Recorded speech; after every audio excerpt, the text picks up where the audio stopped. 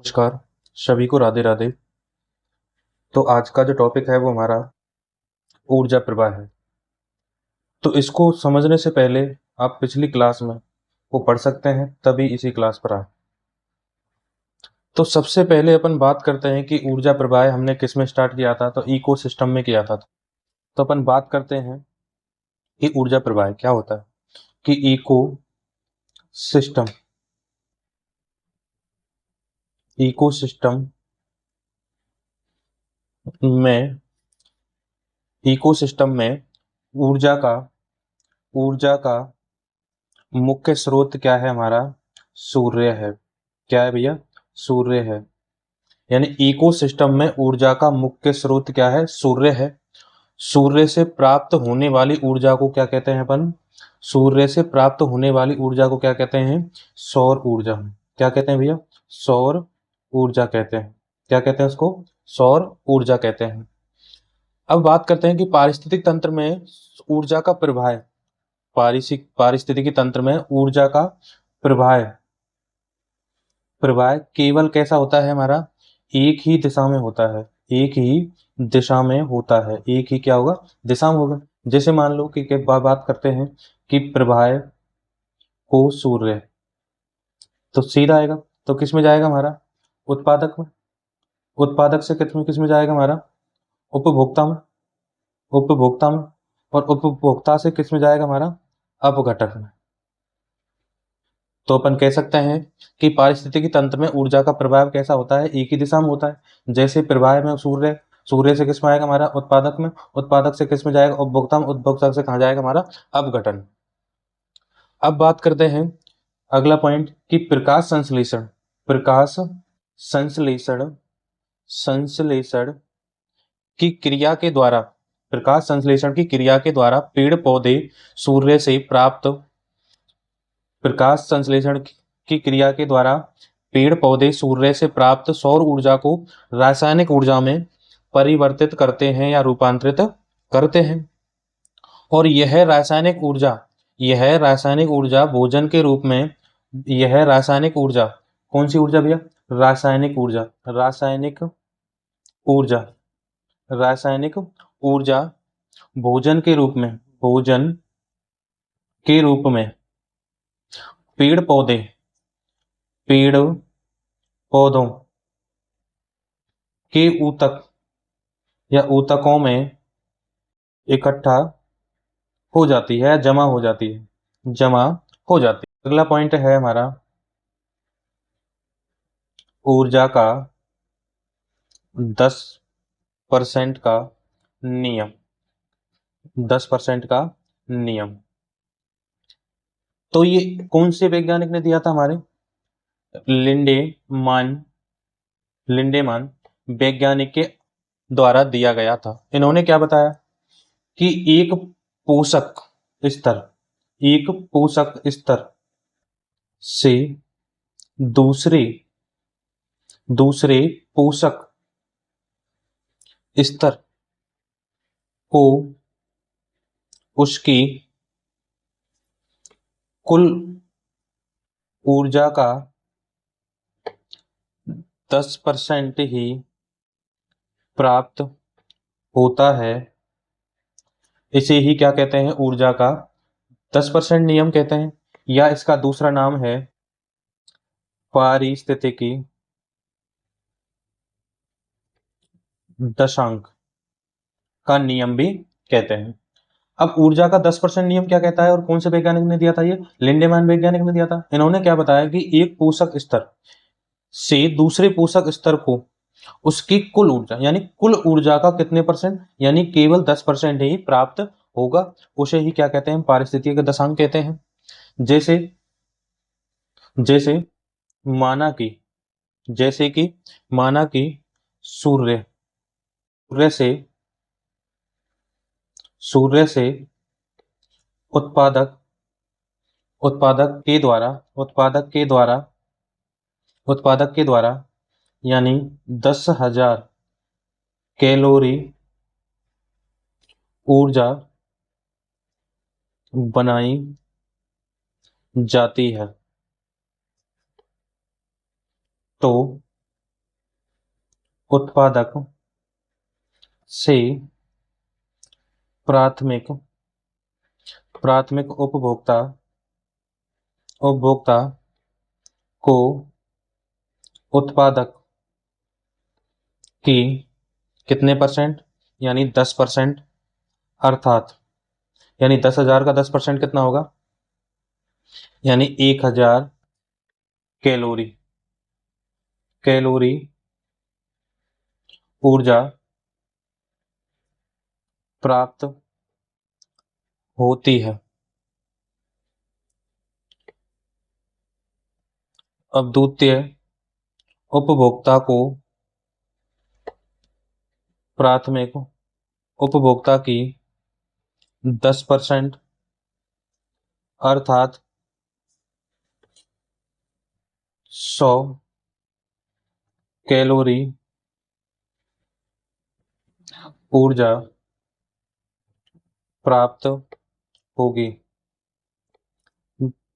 तृतीय उपभोक्ता को द्वितीयक उपभोक्ता की 10% अर्थात 10 कैलोरी ऊर्जा प्राप्त होगी। तो यहां तक समझ लो कि अपन ऊर्जा का 10% नियम देख रहे हैं, और किसने दिया था, लिडेमान ने दिया था। उन्होंने क्या बताया कि एक पोषक स्तर से दूसरे पोषक स्तर को उसकी उसकी कुल ऊर्जा का 10% नियम ही प्राप्त होता है। इसे पारिस्थितिकी दशांक या ऊर्जा का 10% नियम कहते हैं। जैसे माना कि सूर्य से उत्पादक के द्वारा, यानी जैसे सूर्य से उत्पादक को कितनी ऊर्जा मिलेगी, वो 10,000 कैलोरी ऊर्जा मिलती है। कितनी मिलती है, 10,000 ऊर्जा मिलती है। तो उत्पादक से प्राथमिक उपभोक्ता को, जैसे उत्पादक प्राथमिक उपभोक्ता को भक्षण करेगा तो उत्पादक की कितनी परसेंट, उसको 10% ऊर्जा, यानी 1,000 कैलोरी ऊर्जा प्राप्त होती है। अगर जैसे ही मान लो कि प्राथमिक उपभोक्ता द्वितीय उपभोक्ता को भक्षण करेगा तो उसकी कितनी, यानी 10% अर्थात 100 कैलोरी ऊर्जा प्राप्त होगी। ऐसे ही अपन तृतीय उपभोक्ता को द्वितीय उपभोक्ता की 10% अर्थात 10 कैलोरी ऊर्जा प्राप्त होगी। उदाहरण के लिए, एग्जाम के लिए, जैसे मान लो उत्पादक हमने क्या माना है, यहाँ पे पादप माना है। पादप पादप की कितनी यहाँ पे 10,000 कैलोरी ऊर्जा है।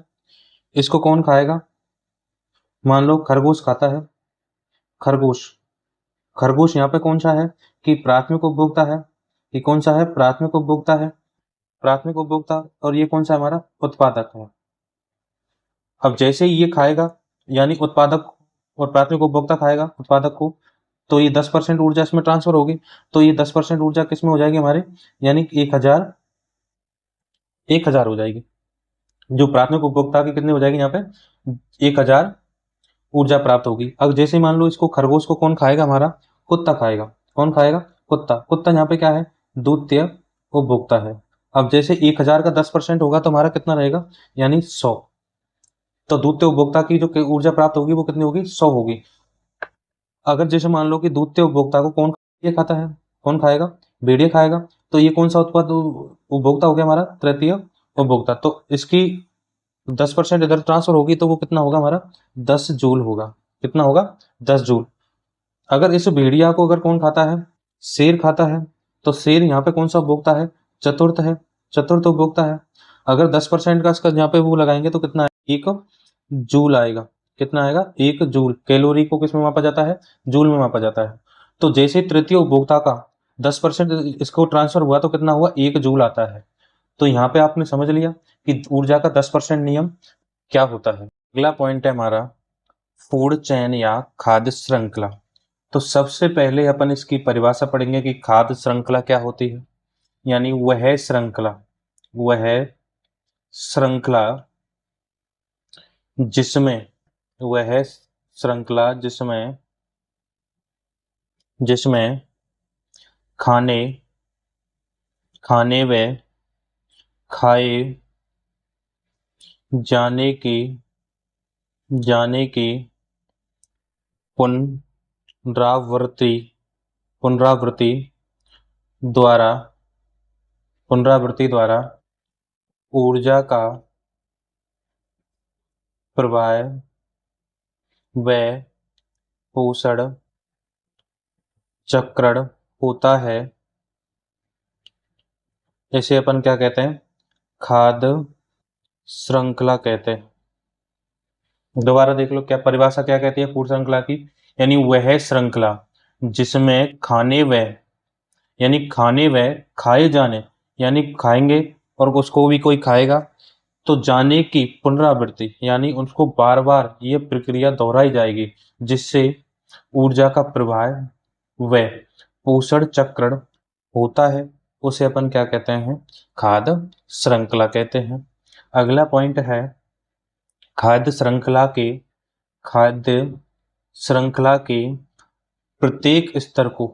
प्रत्येक स्तर को क्या कहते हैं अपन? पूसी स्तर कहते हैं। पूसी स्तर कहते हैं, यानी खाद्य श्रृंखला के जो प्रत्येक स्तर होगा उसे अपन क्या कहते हैं? पूसी स्तर कहते हैं। एग्जाम्पल के लिए देखते हैं, जैसे मान लो कि पादप है हमारा, पादप है, पादप को कौन खाएगा? खरगोश खाता है, खरगोश खाता है। खरगोश को कौन खाएगा? कुत्ता खाएगा। और कुत्ते को कौन खाएगा? भेड़िया खाएगा। और भेड़िया को कौन खाएगा? शेर खाएगा। अब जो पादप है हमारा वो क्या है? यहाँ पे क्या है हमारा? उत्पादक है। क्या है हमारा? उत्पादक है। और ये कौन सा पोषी स्तर है? ये यानी प्राथमिक पोषी स्तर है। पोषी स्तर है। अब जो हमारा खरगोश है ये क्या है हमारा? ये प्राथमिक उपभोक्ता है। प्राथमिक उपभोक्ता है। और ये कौन सा पोषी स्तर है? इसको बोलते हैं अपन द्वितीयक पोषी स्तर। कौन सा बोलते हैं? द्वितीयक पोषी स्तर। अब जो ये कुत्ता है ये क्या है हमारा? कि द्वितीयक उपभोक्ता है। कौन सा है? द्वितीयक उपभोक्ता है। और ये कौन सा पोषी स्तर है? ये तृतीय पोषी स्तर है। अब अगर बात करें कि जो भेड़िया है, वो भेड़िया क्या है हमारा? कि तृतीय उपभोक्ता है। और ये कौन सा पोषी स्तर है? इसको बोलते हैं अपन चतुर्थ पोषी स्तर है। पोषी स्तर है। अगर बात करते हैं अपन शेर, शेर कौन सा है? कि चतुर्थ उपभोक्ता है। चतुर्थ उपभोक्ता है। और ये कौन सा स्तर है? यानी कौन सा पोषी स्तर है? ये पंचम पोषी स्तर है। अगर दूसरा एग्जांपल देखें कि जैसे पादप प्लेवक को कौन खाएगा? प्राणी प्लेवक, छोटी मछली, बड़ी मछली और मनुष्य। अब इसमें अपन एग्जांपल में देखें, ये जो पादप प्लवक है इसको बोलते हैं अपन क्या है? ये उत्पादक है। ये क्या है हमारा? प्राथमिक उपभोक्ता है। ये कौन सा है हमारा? द्वितीय उपभोक्ता है। ये कौन सा है हमारा? तृतीय उपभोक्ता है। और ये कौन सा है हमारा? चतुर्थ उपभोक्ता है। ऐसे ही ये कौन सा पोषी स्तर है? ये प्राथमिक पोषी स्तर है। पोषी स्तर है। ये कौन सा है हमारा? द्वितीयक पोषी स्तर है। ये कौन सा है हमारा? तृतीय पोषी स्तर है। ये कौन सा है हमारा? बड़ी मछली, ये हमारा चतुर्थ पोषी स्तर है। और ये हमारा मनुष्य कौन सा है? हमारा पंचम पोषी स्तर है। आगे बात करते हैं कि खाद्य श्रृंखला के प्रकार, यानी टाइप्स ऑफ खाद्य श्रृंखला, यानी खाद्य श्रृंखला के प्रकार, यानी खाद्य श्रृंखला के प्रकार कितने होते हैं? दो टाइप के होते हैं। कि पहला होता है हमारा चारण खाद्य श्रृंखला। दूसरा है हमारा कि अप्रद खाद्य श्रृंखला। यानी खाद्य श्रृंखला के कितने प्रकार होते हैं? दो होते हैं। कि पहला कौन सा है हमारा? चारण खाद्य श्रृंखला और दूसरा क्या है हमारा अपरद खाद्य श्रृंखला। इसमें दोनों में अपन डिफरेंट देखेंगे कि डिफरेंट क्या है, कि पहला डिफरेंट क्या है कि चारण खाद्य श्रृंखला में डिफरेंट क्या है, वो क्या है हमारा कि ये उत्पादक से प्रारंभ होते हैं। जो चारण खाद्य श्रृंखला है वो हमारे किससे प्रारंभ होते हैं, उत्पादक से। और ये अपरद है, ये अपरद का मतलब होता है मृत कार्बनिक से प्राप्त होता है, से, या ऐसे कह सकते हैं कि प्रारंभ होता है। तो पहला अंतर समझ में आ गया कि चारण खाद्य श्रृंखला और अपरद खाद्य श्रृंखला में क्या है कि ये उत्पादक से प्रारंभ होते हैं और ये अपरद किससे होते हैं, हमारे मृत कार्बनिक पदार्थों से प्रारंभ होते हैं। दूसरा अंतर क्या है इसमें कि ये उत्पादक से शाकाहारी, ये उत्पादक से शाकाहारी व शाकाहारी से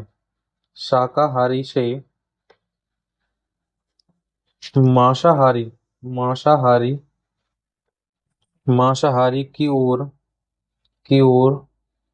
बढ़ती है। इसमें क्या है दूसरा अंतर कि ये अपरद से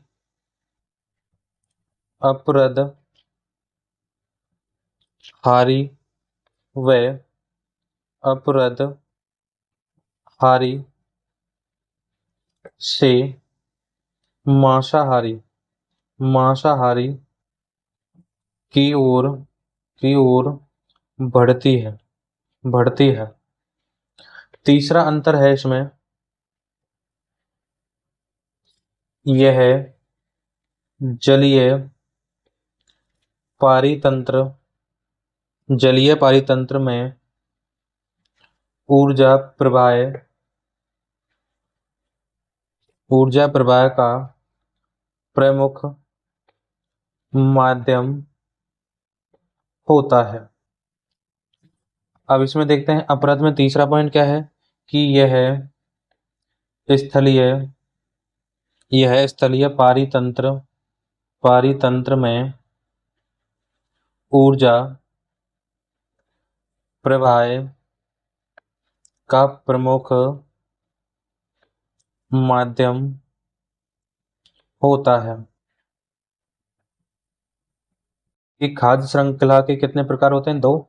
कि पहला है हमारा चारण खाद्य श्रृंखला, क्या है हमारा कि चारण खाद्य श्रृंखला है जिसको अपन जीएफसी बोलते हैं। दूसरा क्या है अपरद खाद्य श्रृंखला जिसको डीएफसी बोलते हैं। कि पहला अंतर क्या है कि ये उत्पादक से प्रारंभ होते हैं, जो अपरद होते हैं वो किससे होते हैं, हमारे मृत कार्बनिक पदार्थों से प्राप्त होते हैं। दूसरा अंतर है कि चारण का कि ये उत्पादक से शाकाहारी व शाकाहारी से मांसाहारी की ओर बढ़ते हैं। और अपरद क्या होता है कि ये अपरदहारी, यानी अपरद से अपरदहारी और अपरदहारी से किसमें जाते हैं, ये मांसाहारी में जाते हैं। तीसरा अंतर है चारण का कि यह जलीय खाद्य श्रृंखला में ऊर्जा का प्रभाव का क्या है, एक प्रमुख माध्यम है। और जो अपरद है ये क्या किसका है, स्थलीय पारितंत्र में ऊर्जा का प्रमुख माध्यम है। तो ये हमने देख ली खाद्य श्रृंखला के कितने अंतर होते हैं, 3 अंतर होते हैं।